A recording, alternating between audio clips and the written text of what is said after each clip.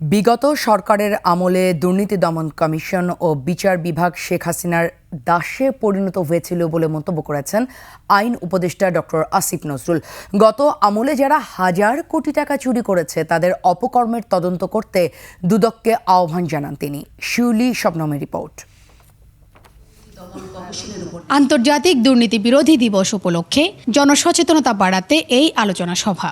এতে যোগ দিয়ে দুদক সংস্কার কমিশন প্রধান বলেন, বিচারহীনতা, আইনের শাসনের অভাব ও রাজনৈতিক দুর্বৃত্তায়নের কারণে মানুষ দুর্নীতিকে স্বাভাবিকভাবে নিতে অভ্যস্ত হয়ে গেছে। অন্ততপক্ষে একটা অন্তর্বর্তীকালীন ব্যবস্থা গ্রহণ করা দরকার, যার মধ্যে দুদককে ন্যূনতম অপারেশনাল জায়গায় নিয়ে যাওয়া যায়। আইন উপদেষ্টা বলেন, গত সরকারের আমলে দুদক, উচ্চ আদালত সব থাকা সত্ত্বেও প্রকৃত চোর ও দুর্নীতিবাজদের কোনো বিচার হয়নি। শেখ হাসিনার ক্যাশিয়ার কি? রেহানার ক্যাশিয়ার কি? সালমান কার ক্যাশিয়ার? জয়ের টাকা কার মাধ্যমে যায়? পলক কার টাকা রাখে? দুদক তো ছিল, উচ্চ আদালত তো ছিল, কোনো বিচার হয়েছে? কিচ্ছু হয় নাই বিচার। বিচার কার হতো? খালেদা জিয়ার বিচার।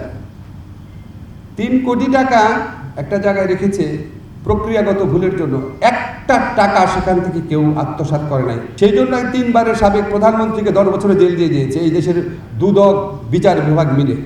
যার পুরা পরিবার ছিল চোর, সে সারা দেশে বলে বেড়াতো এতিমের টাকা নাকি খালেদা জিয়া আত্মসাৎ করেছে। চোরের মুখের সামনে কেউ কোনো কথা বলতে পারতো না। দুদক তার দাসে পরিণত হয়েছিল। একমাত্র ওয়ালটন এসি দিচ্ছে 1 বছরের রিপ্লেসমেন্ট গ্যারান্টি। দুদককে গতিশীল করতে শিগগিরই নতুন কমিশন গঠন করা হবে বলেও জানান আইন উপদেষ্টা।